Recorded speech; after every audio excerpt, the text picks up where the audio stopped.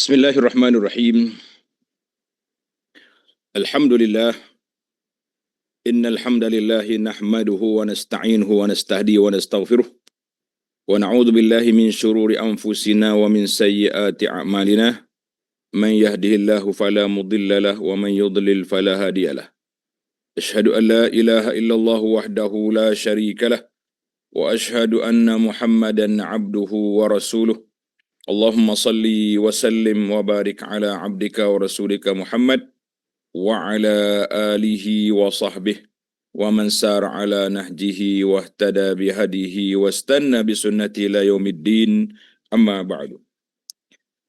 Yang dihormati Fadil Ustaz Hafiz selaku pembicara ataupun moderator, yang dimuliakan Datuk dan Datin dan semua para pencinta ilmu di alam nyata. Assalamualaikum warahmatullahi wabarakatuh. Alhamdulillah, syukur kita pada Allah Azza wa Jalla pada hari ini 24 hari bulan 12 2025 bersama dengan 3 Rajab 1447 kita dapat meneruskan pengajian kita dalam kitab Penawar Bagi Hati. Kitab Penawar Bagi Hati, kitab yang ditulis oleh Al-Fadil Syekh Abdul Qadir bin Abdul Muttalib Al-Mandili Al-Indonesi, seorang ulama Melayu di Mekah Al-Mukarramah, dan dia telah meninggalkan kita beberapa sumbangan karya ataupun kitab yang banyak juga yang dibaca di masjid-masjid dan di surau-surau kita. Di antara kitab dia Penawar Bagi Hati, Anak Kunci Syurga, Akidah Perisai bagi Sekalian Mukallaf, dan lain-lain tulisan. Jadi tajuk yang kita bincang di sini adalah merupakan kitab tasawuf yang ringkas, yang sesuai dengan level ataupun taraf kita lah, insya-Allah. Kitab yang ringkas, yang mampu untuk kita jadikan panduan, yang mampu untuk kita jadikan sebagai pedoman, yang membimbing kita ke jalan yang diredai oleh Allah Azza wa Jalla. Jadi para jemaah sekalian, kita sudah berada di bab yang ke-12. Mana kalau tengok yang Rumi, dia tulis bab 12. Kalau tuan-tuan tengok yang Jawi, dia tulis bab yang ke-6. Apa sebab? Apa perbezaan tu? Bab 12 yang ke-6. Sebab yang Jawi itu dia bagi 3 kitab. Bagi 3. Daripada kitab 10 daripada perkara-perkara yang menjadi pintu masuk syaitan ke dalam hati manusia, kemudian diikuti dengan 7 anggota yang menjadi pintu masuk syaitan, kemudian 10 sifat mazmumah yang kita sedang bincang di sini. Tapi yang Rumi ini dia campur semua, jadi kita boleh dua-dua lah. Kitab ni ada dua-dua, Jawi ada, Rumi ada. Itu di antara keindahan buku cetakan ini, alhamdulillah. Baik para pencinta ilmu sekalian, bab yang ke-12, muka surat 222, itu cetakan yang sederhana lah, cetakan yang baru ni lain pula dia punya muka surat. Jadi cetakan ni sentiasa diperbaharui sebab ada ya, kita tambah, kita boleh kurangkan, kita boleh ringkaskan dan macam-macam. Dia tulisan ni tak akan habis selagi penulisnya masih hidup. Macam kitab ni penulisnya sudah mati tapi pensyarahnya masih hidup, Abu Anas Madani afallahu anhu wa an walidayh, maka dia akan ada je. Habis cetakan baru dia akan cetak balik pula. Jadi yang cetakan terbaru 2025 muka surat 220. Tak lari banyaklah, dekat-dekat je 2022. Para jemaah sekalian, alhamdulillah, mungkin ada tanya-tanya. Yang tahu tu macam mana pula bentuk dia? Dia jadi macam ni. Ni cetakan baru, cetakan tahun 2025, nampak kan? Jadi dia akan jadi macam kulit macam ni. Kalau tengok yang ni, tengok yang belakang saya tu warna biru muda tu sama. Cuma yang ni terbaru cetakan. Mungkin ada beberapa pembetulan, ada orang panggil salah cetak dan sebagainya. Kita cuba usahakan yang terbaik sebelum selagi hayat dikandung badan. Baiklah para jemaah sekalian, bab yang ke-12, bangga diri. Dalam bahasa Jawi sedap.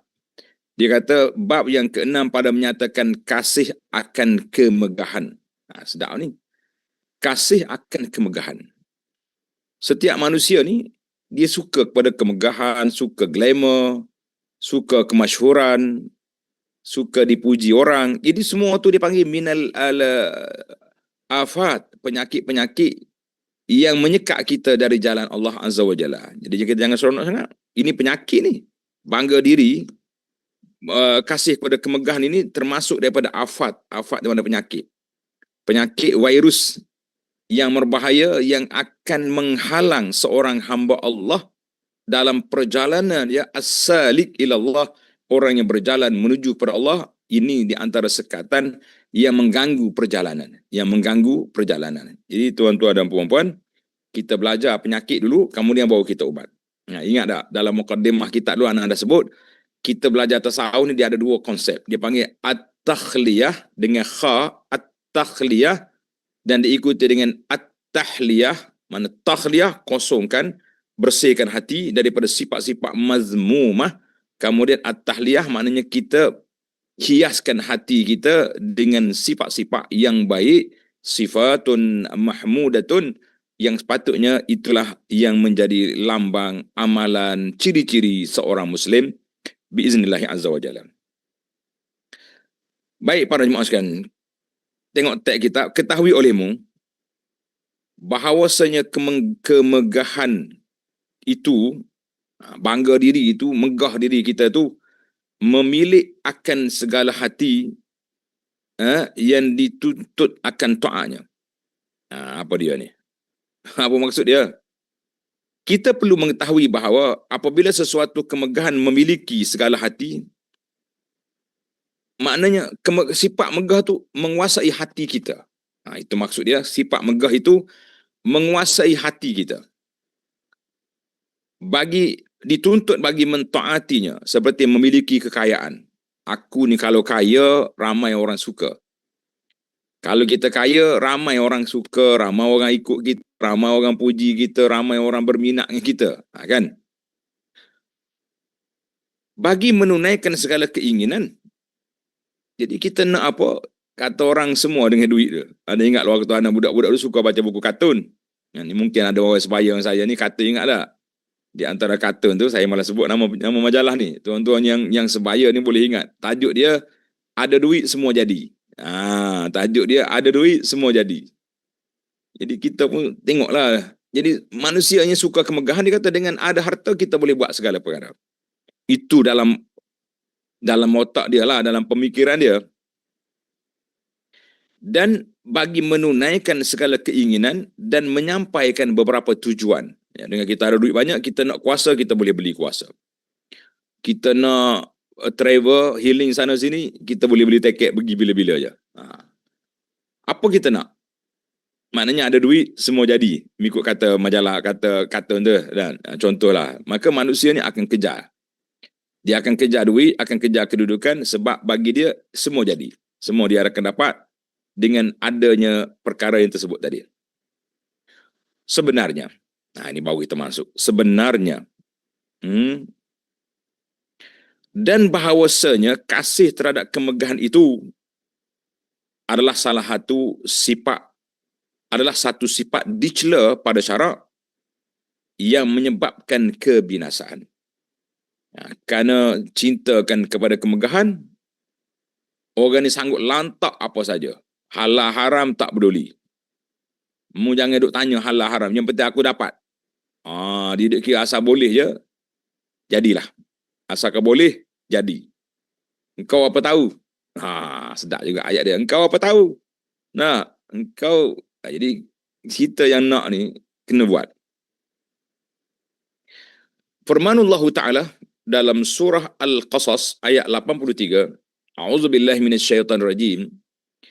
Tilka ad-darul akhiratu naj'aluha lilladzina la yuriduna 'uluwan fil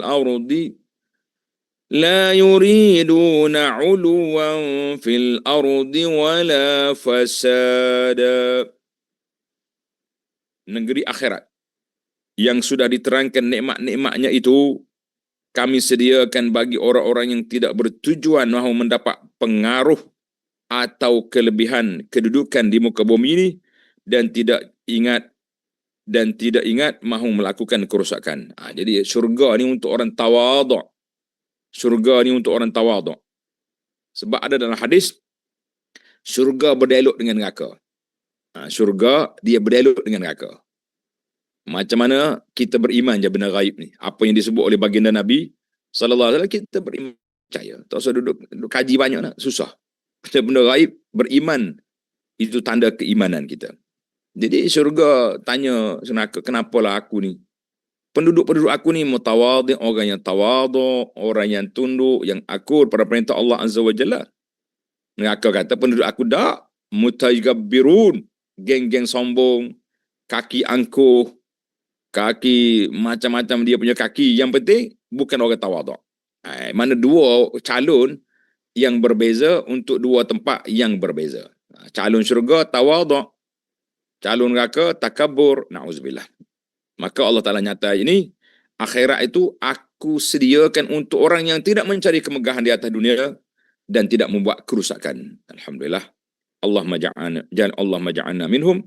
Ya Allah, jadikan kami orang yang tawaduk. Kaya kita tak apa, tapi kaya di tangan, kaya di poket bukan di hati, itu tidak menghalang kita untuk menjadi manusia yang tawaduk, insya-Allah. Surah Al-Qasas ayat 83. Al-Qasas ayat 83.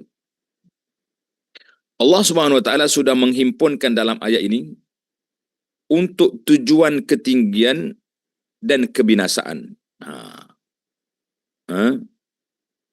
Allah juga menerangkan bahawa kehidupan akhirat itu adalah untuk manusia yang sunyi dalam hatinya daripada kedua-dua kehendak itu. Jadi sama ada orang ni orang takabur ataupun orang buat kerusakan, fasad. Tapi untuk syurga, orang yang tak ada dua sifat tadi. Tak ada dua sifat.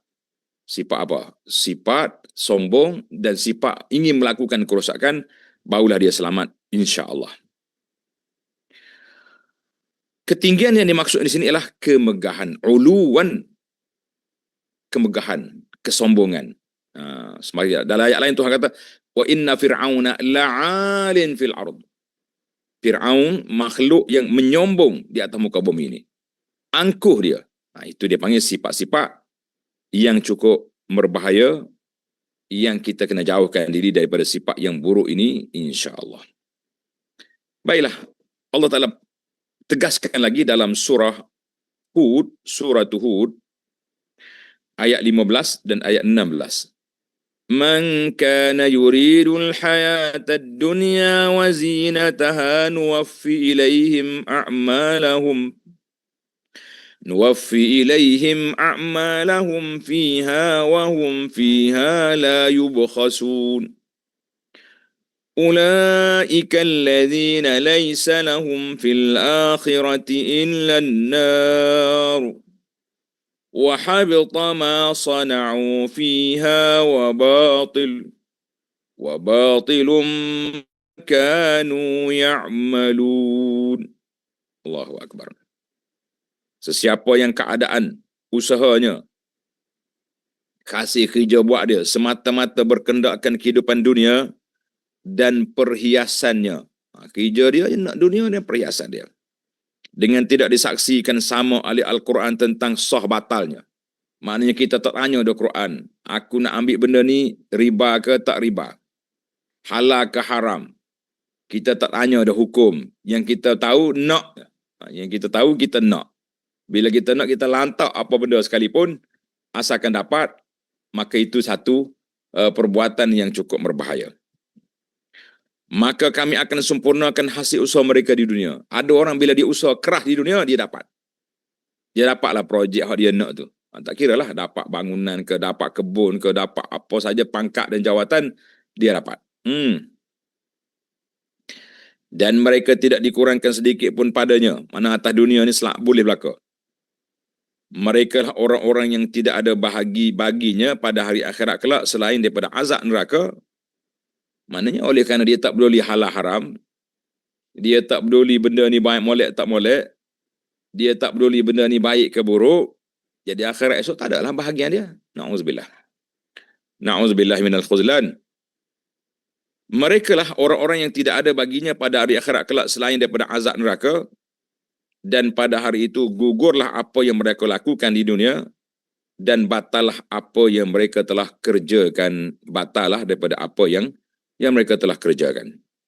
Maknanya dari sudut amalan, dari sudut pahala tak ada. Kosong di akhirat esok, pahala dia tidak ada sebab dia buat bukan kerana Allah, dia buat kerana nak keduniaan semata-mata, maka tak ada gapo lah kita dia. Orang Kelantan kata tak ada gapo lah, dia kosong.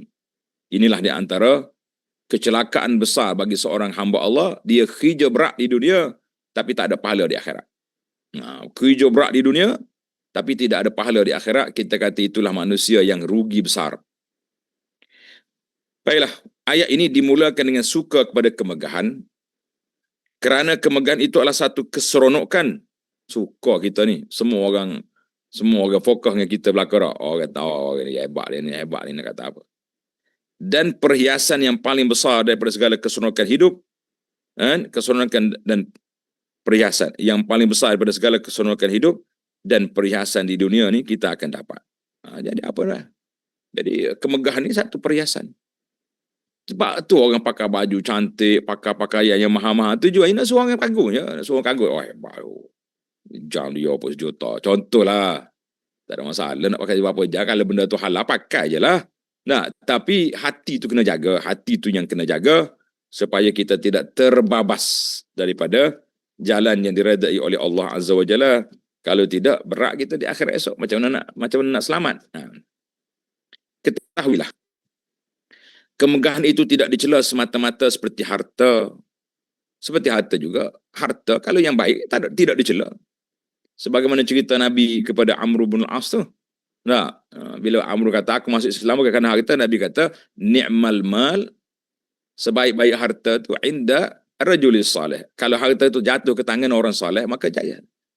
Sebab pasti orang ni akan guna jalan yang baik. Tak? Dan dia ada harta, dia guna jalan yang baik, dia tak guna untuk jalan keburukan. Bahkan terdapat juga kemegahan yang dipuji serta manusia memerlukannya seperti manusia memerlukan sedikit harta. Ada kalanya kita perlu juga kedudukan kemegahan tu. Bila kita berdepan dengan orang bukan Islam yang sombong, yang angkuh, kita kena tunjuk juga keangkuhan kita depan dia. Oleh itu, setiap kemegahan yang dikehendakinya adalah kerana menyampaikan kepada perkara yang dipuji, maka terpujilah benda itu.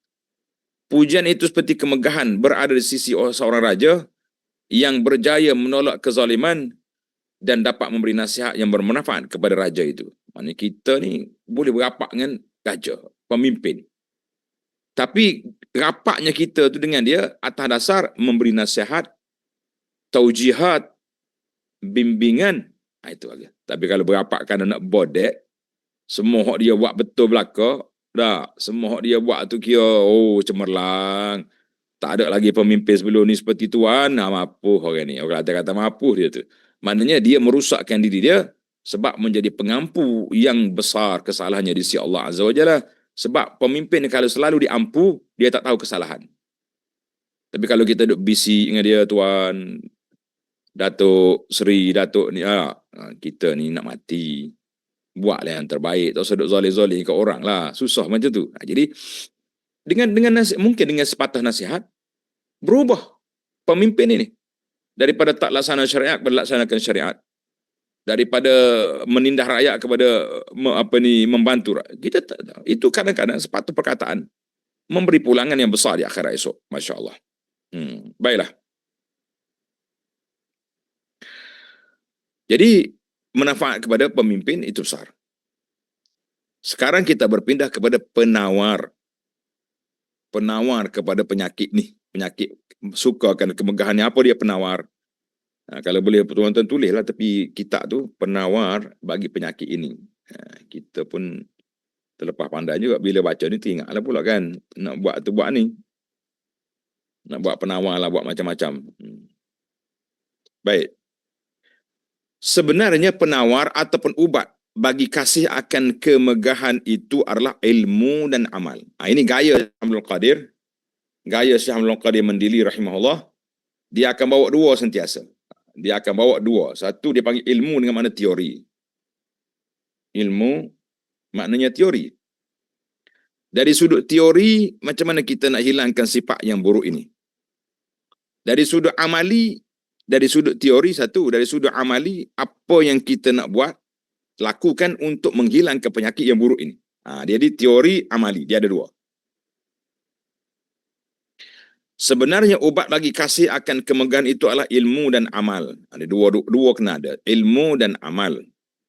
Yang pertama, kita pergi kepada yang pertama dulu, ubat kemegahan yang pertama, iaitu ilmu pengetahuan. Yang dimaksudkan adalah seseorang itu perlu mengetahui setiap kebinasaan yang bersegera menimpa di dunia ini seperti manusia berasa dengki terhadapnya. Jadi kita mikirlah, kita ni kalau kita sombong, kita asyik duk tayang kemegahan ya, orang akan dengki dengan kita. Ada perkara-perkara yang tak perlu kita sombong, kita tayangkan. Sebab itulah terdapat dalam asar, ista'inu ala injahi hawaijikum bil kitman. Dalam asar ni mengatakan, kamu tolonglah untuk menjayakan perancangan kamu itu dengan cara rahsia. Jadi kalau kita buka rahsia, orang akan cantas. Orang akan cantas dalam masa sekejap ya. Tap, off. Kata orang dipotong sebelum bertunas. Dah. Maknanya baru nak bertunas, pap, orang patah. Tak main. Ini pentingnya ilmu tentang nak jaga kita. Bila ada sifat kemegahan, orang akan dengki dengan kita. Kerana itu kita kata tak boleh tayang. Satu, manusia akan dengki. Yang kedua, satu lagi penyakit yang berbahaya, nama dia penyakit ain. Penyakit ain ni orang akan, oh dia ni sombong ya. Jadi bila orang tengok dengan mata sombong juga, dengan mata dengki, mungkin orang ni akan rebah, pengsan. Itu bahaya. Jadi kita kena usaha. Kita mikir. Namun, susah memelihara kemegahannya daripada hilang, kerana setiap yang mempunyai kemegahan itu sentiasa berasa takut hilangnya. Kemegahannya disebabkan hati manusia yang sentiasa berubah. Ini kerana hanya Allah yang berkuasa membolak-balikkan hati manusia. Kadang-kadang hari ini kita nampak orang sokong kita. Besok belum tentu dia sokong. Jadi banyak atas dunia ini, sokongan-sokongan, kadang-kadang dia panggil sokong membawa rebah. Kadang-kadang sokongan ditarik. Jadi kita nak percaya apa orang ni? Waktu dia nak, dia sokong. Lepas tu dia tarik sokongan kita yang kita terpelanting. Jadi maka dengan ilmu kita perlu mengetahui bahawa sifat angkuh orang akan benci. Sifat tawaduk orang akan sayang. Jadi kita hilanglah sakit itu.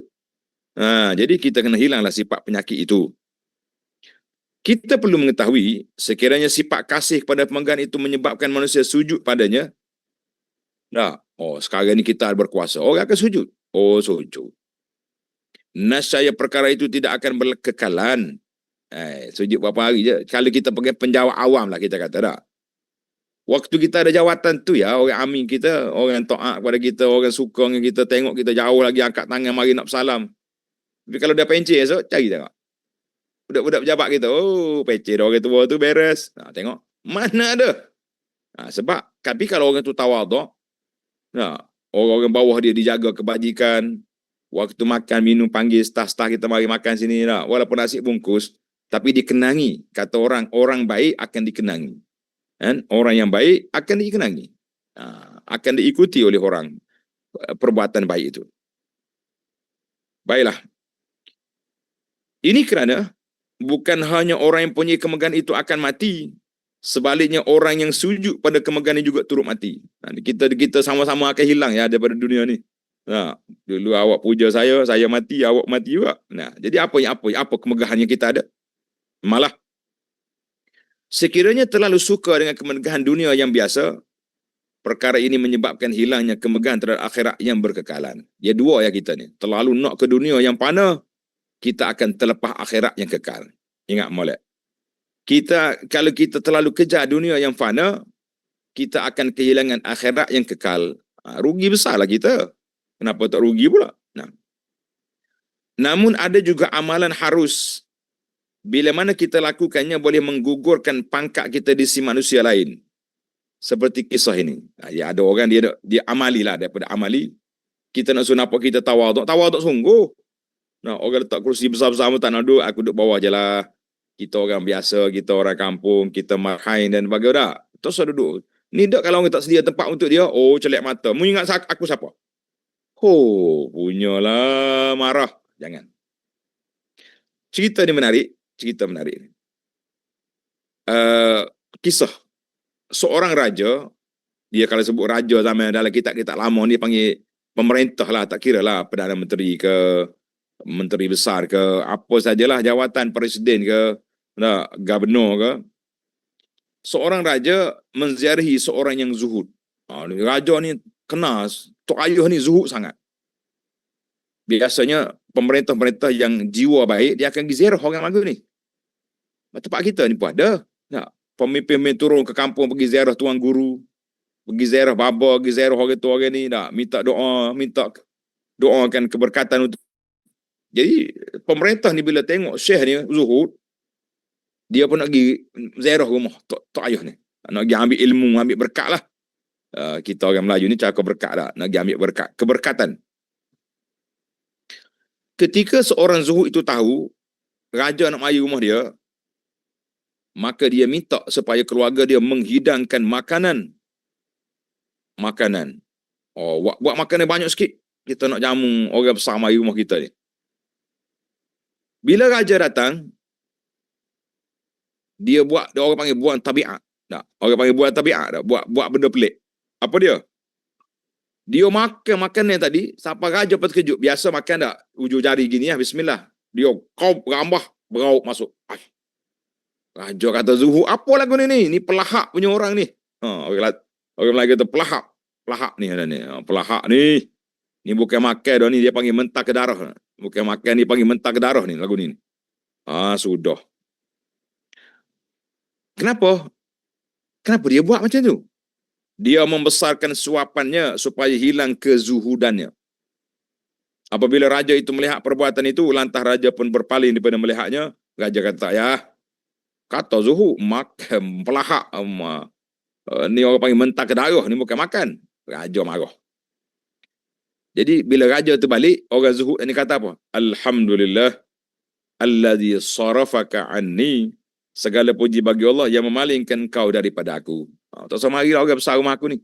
Aku ni orang miskin, aku orang miskin, aku tak mau glamour, tak mau orang kacau. Itulah yang dikatakan cerita kisah itu. Dia banyak macam-macam kalau kita baca dalam kisah kita akhlak, kita tasawuf ni, kita hati ni banyak cerita. Ada orang duduk ibadat. Dia duduk tikah dalam masjid. Jadi bila tak ada orang dia solat, baca Quran lama. Bila dia bunyi orang masuk masjid ya, dia terus rokok, sujud, bagi salam, tidur. Jadi bila orang masuk tengok, duduk tidur Tok Ayuh ni, kata warak. Puncanya apa? Puncanya dia tak mau orang puji dia. Tak mau orang puji dia, tak mau orang puja dia, dia tak mau tunjuk dia punya kekuatan beribadat. Tak. Orang yang takabur, orang yang suka nak riak, lain pula. Nak pergi Mekah ni kak, Masya Allah, tabarakallah, siap dia punya timetable, jadual. Pada hari sekian, pukul 5 petang, saya akan berada depan Kaabah. Tuan-tuan yang nak titipkan doa, sila tulis. Pukul sekian-sekian saya berada dekat Raudah. Pukul sekian saya berada dekat dengan Maulud Nabi. Siapa nak doa? Ni apa cerita? Awak nak pergi berdoa ke nak pergi berlakon? Nak pergi buat konten? Tak samalah. Orang betul-betul ikhlas dengan orang-orang yang mencari like. Zaman kita ini cukup berbahaya para jemaah sekalian. Allahumma tahhir qulubana minan nifaq. Ya Allah, bersihkan hati kami daripada sifat munafik. Bersihkan amalan kami daripada sifat riya. Bersihkanlah pandangan kami daripada pandangan mata pengkhianat. Amin ya rabbal alamin. Baik, tamatlah bab 12. Sekarang kita berpindah kepada bab 13. Pada menyatakan hubbud dunia, kasih akan dunia. Ini penyakit berat juga ni. Kasih ke dunia ni orang tak sayang mati. Hijau dia tak mau mati. Sebab apa tak mau mati?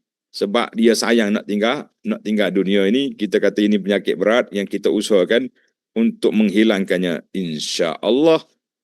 Baiklah, para jemaah sekalian. Kita perlu mengetahui apa yang dimaksudkan dengan keadaan keduniaan itu. Apa makna dunia? Kita kena silap faham. Dunia belakang tu. Yalah, kita duduk atas dunia ni, kena ada dunia lah. Kalau sudah masuk dalam kubur, orang panggil kubur alam barzakh. Sekarang ni alam dunia. Kita perlu mengetahui apa yang dimaksudkan dengan keduniaan itu ialah setiap kenikmatan dunia yang mengikut hawa nafsu. Dengar, dia punya definisi. Setiap kenikmatan dunia yang mengikut hawa nafsu serta tamak dalam menikmatinya. Harta dan kemegahan adalah sebahagian daripada keduniaan. Jadi orang ni maksudnya orang cinta dunia ni orang nak kepada kemegahan, kan? Nak kepada kenikmatan dunia, mengikut hawa nafsu, bukan mengikut sunnah yang diajarkan oleh Nabi SAW. Kita duduk atas dunia, tapi kalau kita ikut sunnah, tak ada masalah. Jaga halal haram, jaga penampilan, jaga dia punya hak Allah, hak Rasul, kita selamat insya-Allah. Dengan kata lain, keduniaan itu adalah perkara-perkara yang tidak memberi manfaat selepas kematian.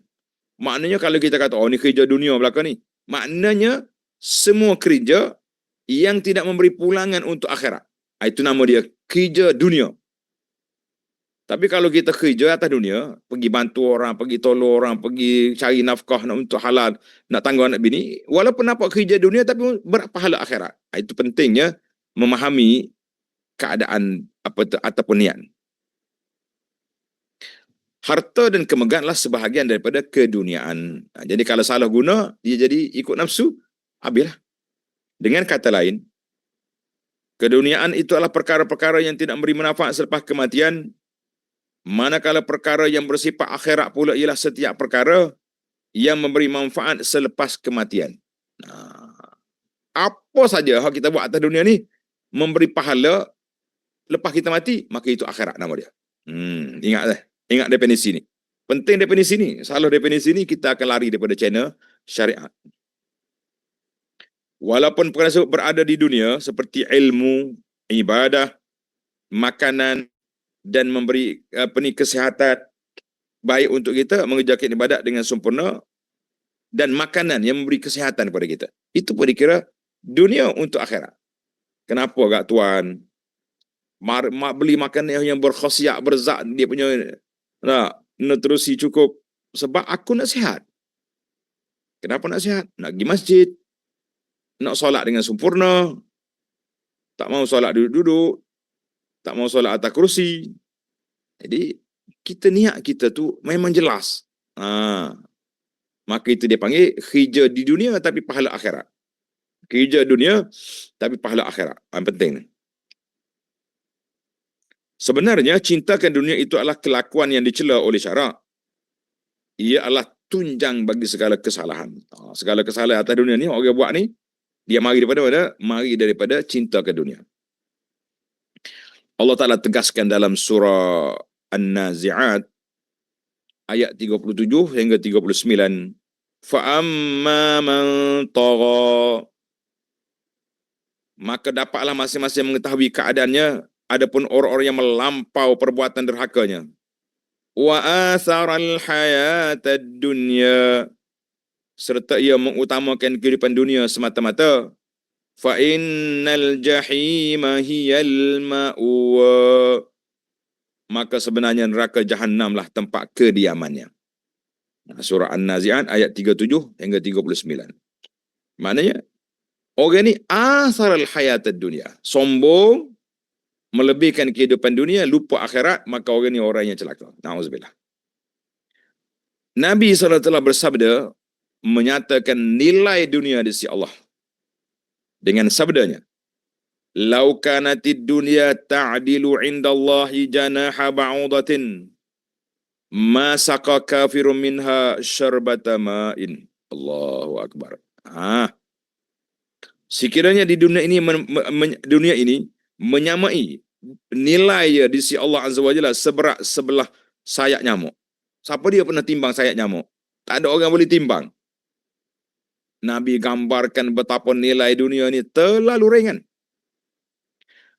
Setarat sayap nyamuk pun tak ada. Nasya Allah akan memberi minum. Allah tidak akan memberi minum sekalipun seteguk air kepada orang kafir. Lah ni tak ada masalah, kafir lah paling kuat makan ya. Moga dia tak ada halal haram, semua logo bagi dia halal belaka. Tak payah tepek logo halal bagi dia sebab semua halal. Yang tak halalnya racunnya. Racunnya tak halal. Hadis ini dikeluarkan oleh Imam Tirmizi daripada Sahal bin Sa'ad. Hadis ini sahih, alhamdulillah. Dan Nabi juga sebut, ad-dunya sijnul mu'min wa jannatul kafir. Ad-dunya sijnul mu'min wa jannatul kafir. Dunia ini adalah penjara bagi orang beriman dan syurga bagi orang kafir. Hadis ini dikeluarkan oleh Imam Muslim, mana hadis sahih. Apa dia maksud? Syurga bagi orang kafir, penjara bagi orang mukmin.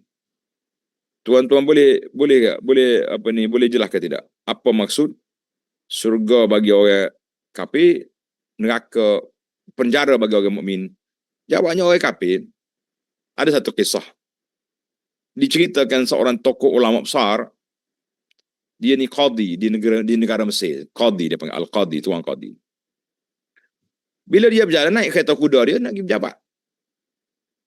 Seorang kafir Yahudi tak puas hati. Sebab dia dengar orang Islam baca hadis tadi. Ad-dunya sijnul mu'min wa jannatul kafir. Dunia ni penjara bagi orang mukmin, syurga bagi orang kafir.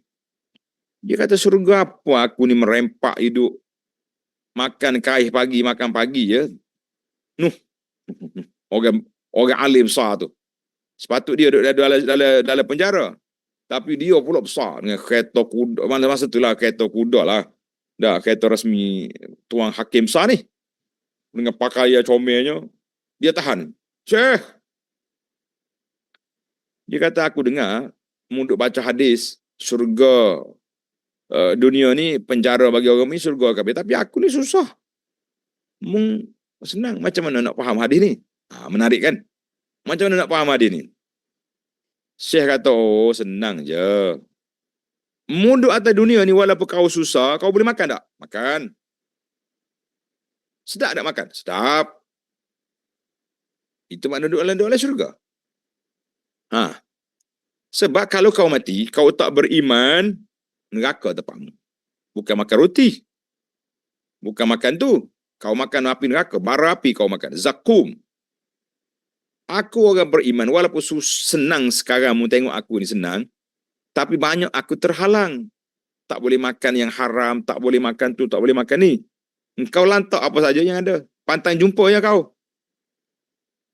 Dalam buku cerita yang kita dengar tu, dia kata Yahudi termasuk Islam akhirnya. Yahudi masuk Islam sebab dia faham hadis, syurga, dunia ini syurga bagi orang kafir, penjara bagi orang mukmin. Dia masuk Islam juga sebab memahami hadis. Kita orang beriman ni sepatutnya lebih cepat lagi lah untuk kuat beramal dengan hadis ni, kan? Baiklah. Dan sabda Nabi sallallahu alaihi wasallam, ad-dunya mal'unatun wa mal'unun ma fiha illa zikrullah wa ma walahu wa aliman wa muta'alliman.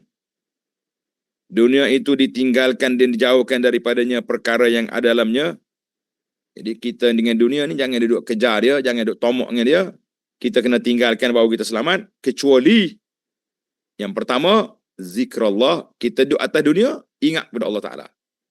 Zikir ya kerja kita. Wa ma walahu, dan perkara yang dikasih oleh Allah dalam semua ketaatan. Apa sajalah. Zikir, baca Quran, apa lagi. Yang penting, kita buat perkara-perkara yang disayangi oleh Allah Azza wa Jalla. Maka itu selamat. Wa aliman, orang alim juga selamat. Wa muta'alliman, dan orang belajar selamat. Yang lain-lain ikut dunia kena laknat. Pendamba kepada nafsu, pengikut syaitan, pengejar dunia, itu dia panggil orang yang kena laknat. Na'uzubillah. Na'uzubillah. Ini ingat molek.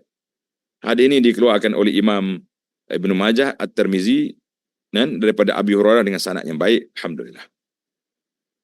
Kita perlu mengetahui dunia adalah satu tempat celaan. Namun segala amal kebajikan dilakukan di dunia adalah bekalan kita di akhirat. Yang kata, kalau tak ada atas dunia, tak ada. Justru dunia adalah tempat mencari bekal untuk perjalanan ke negeri kekal. Seperti yang ditegaskan oleh Allah Azza wa Jalla, wa tazawwadu fa inna khairaz zadi taqwa.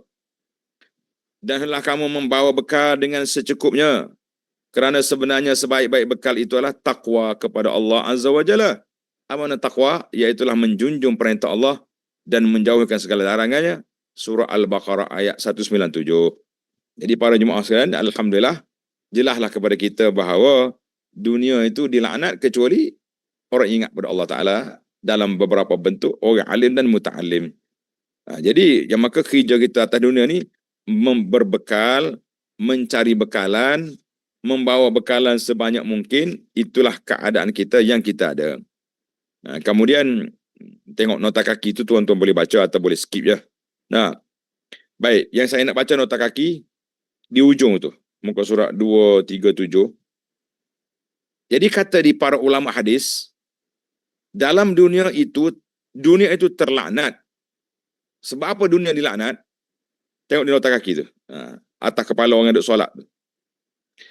Dunia itu terlaknat kerana ia memperdaya diri manusia dengan kecantikannya, kelazatannya, dan memalingkan mereka daripada penyembahan Allah kepada penyembahan hawa nafsu. Itu sebab Allah Ta'ala laknatnya dunia.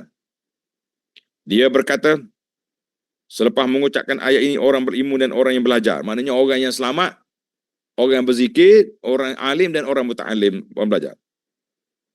Iaitu maksudnya apa yang ada di dunia ini menjauhkan diri daripada Allah, kecuali ilmu yang bermanfaat, orang alim yang mengajar, dan orang yang belajar mencari ilmu manfaat yang mendorong kita kepada Allah Azza wa Jalla. Inilah yang dimaksudkan dengan hadis, dunia itu dilaknat. Laknat terkena kepada manusia jikalau ia memperdaya manusia dan bukan merujuk pada kenikmatan dan kelazatan dunia semata. Ini kerana para Nabi dan Rasul juga menikmati keperluan dunia. Rasul-Rasul ada isteri, Rasul-Rasul berjalan di pasar, Nabi kita makan. Nah, kita yang masyhur hari ni, dia panggil BBQ. Kan? BBQ masyhur tak? Masyhur lah. Kalau kita ada jamu agak, kambing kena ada. Walaupun dia darah tinggi pun nak kambing juga. Nak kata apa? Sebab dah jadi satu fenomena. Nabi bila sahabat sembelih kambing, dia suka makan katif. Katif ni, bohong depan tu, baru depan tu. Oh, sedap. Orang panggil lamb shank apa benda. Mahal tu.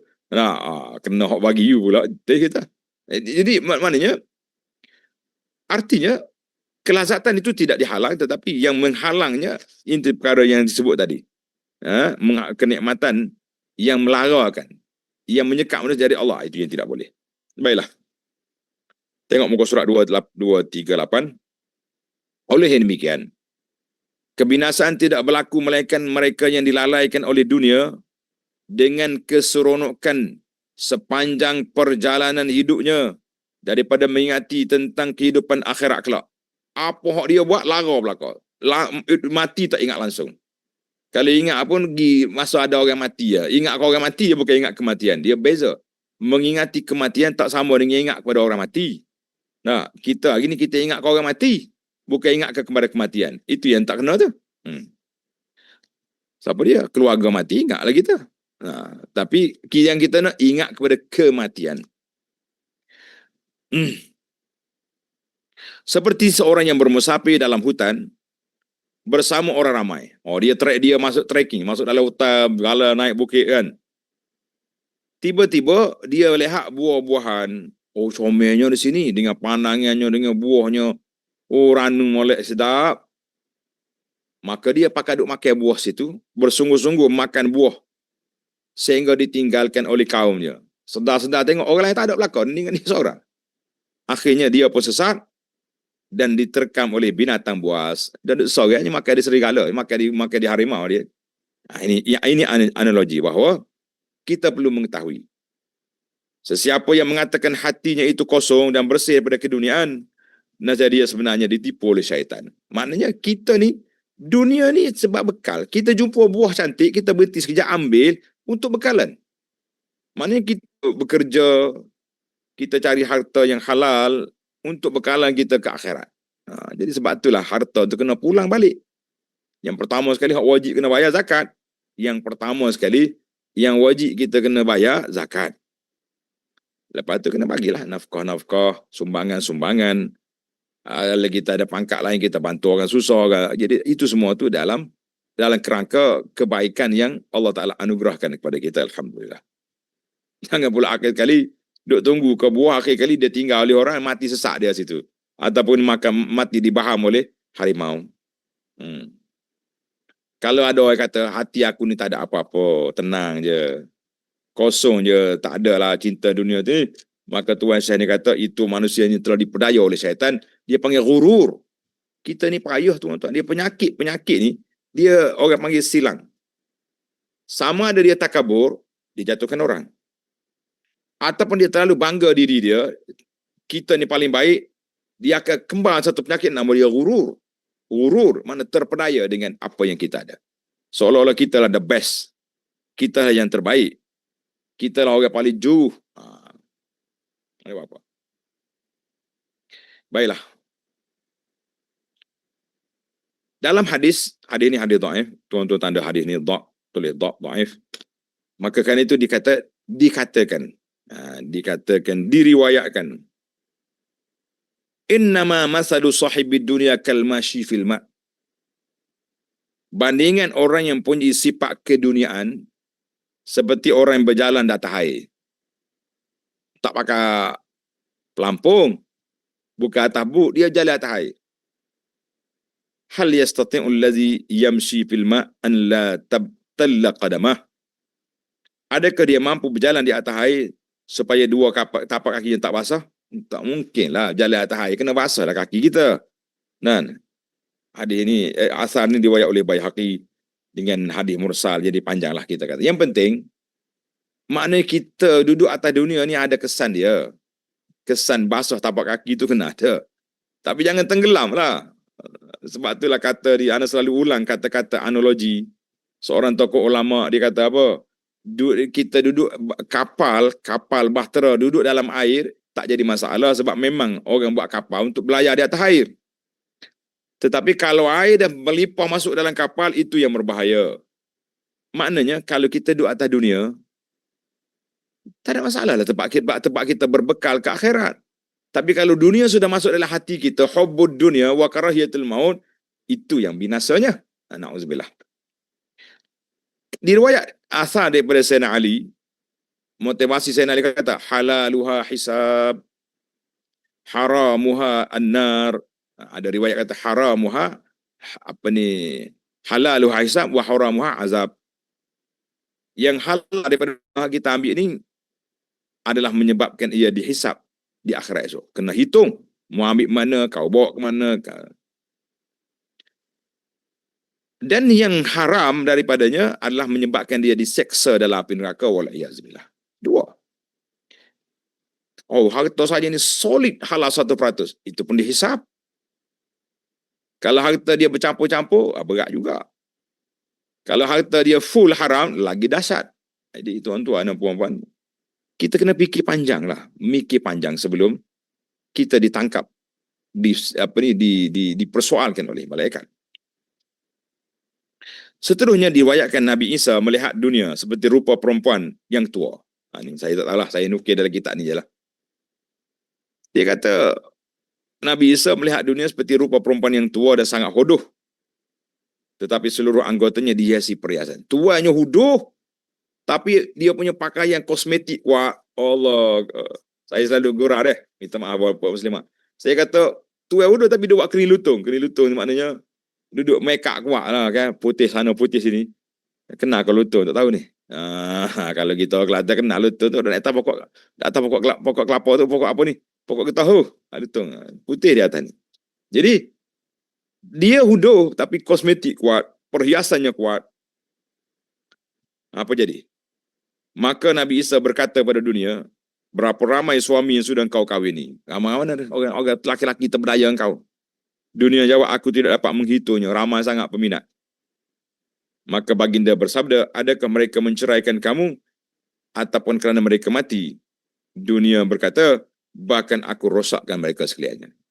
Bukan cerah, aku tu jahanamkan dia. Ini satu analogi lah. Wallahu a'lam dengan sanak dia. Muhaqqiq pun tak cari sanak ni. Yang penting, maka kata Nabi, aku tercengang melihat sekalian suami yang masih tinggal bersama. Mengapakah mereka tidak mengambil teladan dengan sekalian suami kamu yang terdahulu? Maknanya, orang kita tahu dah berapa ramai orang telah binasa dengan sebab dunia, Tapi masih ramai lagi orang yang mengejar-ngejar dunia, tak insah-insah juga. Alhamdulillah, tamatlah perbincangan kita. Dua bab malam ni, sukakan kemegahan dan juga cintakan dunia. Panjang kalau kita nak syarah bab cinta dunia ni, tapi okeylah. Kita pun tak nak panjangkan syarah sebab kita nak khatam kitab ni. Tuan-tuan tak sabar dah nak khatam kitab kan. Kita nak ngaji kitab lain pula lepas pada ni. InsyaAllah. Baiklah. Subhanakallah. Jadi anak break setakat itu dulu. Kita sambung dalam bab yang ikutnya, insyaAllah, dengan tajuk membesarkan diri. InsyaAllah dalam siri akan datang, kita serah balik kepada Fadil Ustaz Hafiz untuk memberi ulasan dan rumusan kepada perbincangan kita. Falyatafaddal mashkuran. Alhamdulillah, jazakallahu khairan kathiran Al-Fadil yang bahagia Datuk Dr. Abdul Basit Abdul Rahman di atas kupasan dan pencerahan. Pertama, cintakan kemegahan. Yang kedua, cintakan dunia. Yang dua-dua itu merupakan muhlikat, perkara yang membinasakan, merosakkan hati kita. Yang mudah-mudahan Allah Ta'ala lindungi kita semua daripada kerosakan-kerosakan yang tersebut. Apa yang anda terfikir, Datuk? Ya. Apakah kadar yang harus bagi seorang manusia untuk mencintai dunia? Kerana saya rasa anda lihat, ia adalah fitrah. Manusia juga sukakan kepada kenikmatan, kepada makanan yang sedap, kepada isteri, kepada sekian-sekian. Apakah kadar yang harus bagi seorang Muslim untuk mencintai dan mengimbangi antara duniawi dan ukhrawi? Adakah 50-50 ataupun masih ada lebih sedikit daripada kecintaan akhirat berbanding dunia? Ya, kalau kita tengok kepada golongan salafus salih yang terawal lah, Nabi tak bagi had pun siapa dia, banyak mana. Sebab ada di antara sahabat yang miskin di awalnya, akhirnya kaya dia kemudian. Nabi pun tak pesan dengan dia. Cuba Nabi pesan dalam hadis, ingat tak? Hadis yang selalu kita baca, Nabi kata, mal faqra akhsha alaikum. Aku tak bimbang kalau kepakiran menimpa kamu. Nah, ramai yang orang bantu, tapi walakin akhsha an tubsata alaikumud dunya fatanafasu biha. Bila dibuka depan mata kamu dunia seluah-luahnya, kamu akan bekerja-kerja, kamu akan berebut-rebut. Itu disitulah punca kebinasaan. Maknanya kita boleh rumuskan Ustaz Api, tak ada limit. Mungkin ada orang, orang miskin, naik basikal je. Tapi kadang-kadang cakap sombong tau. Sombong. Cik, boleh tepi sikit basikal ni, saya nak lalu. Alah, kereta engkau tu bukan mahal sangat. Aku minta laluan, engkau yang pergi bangkit. Tengok, kadang-kadang, Masya Allah orang lain yang kita mari. Nah, tengok, dengan kereta besar, kasut cantik, pergi parking tepi masjid. Selamba je naik masjid, tak ada apa.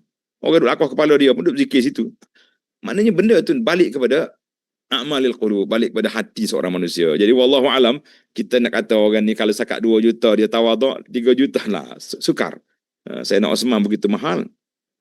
Sayyidina Osman ketika nak dibunuh oleh puak-puak Sabaiyah, kan dia panggil Sayyidina Ali, panggil beberapa orang sahabat, dia tanya, "Mu ingat ke tidak? Waktu kita mula sampai di Madinah, Nabi suruh aku, siapa dia beli telaga rumah, aku beli. Walahul jannah, Nabi sebut." Jadi dia ungkit balik kekayaan yang digunakan. Kita kata Masya Allah. Tapi puak-puak sahabai, puak-puak jahat tu tetap bunuh Sayyidina Osman. Walaupun Osman dah sebut tentang kebaikan dia dan juga ujian Nabi jamin kepada Sayyidina Osman. Wallahu a'lam. Yang penting balik kepada cerita kita tadi, bahtera dalam laut, dalam air tak salah. Tapi kalau air masuk dalam bahtera tenggelam, maknanya kita duduk atas dunia ni banyak mana pun insya-Allah selamat. Tapi kalau dunia masuk dalam hati, Jahannam. Wallahu a'lam. Barakallahu fiik, syukrallahu lak. Soalan yang kedua, Doktor. Hukum seorang Muslim memakai ataupun menggunakan apa-apa tanda-tanda kelaziman perayaan yang digunakan oleh orang-orang Kristian pada perayaan Christmas.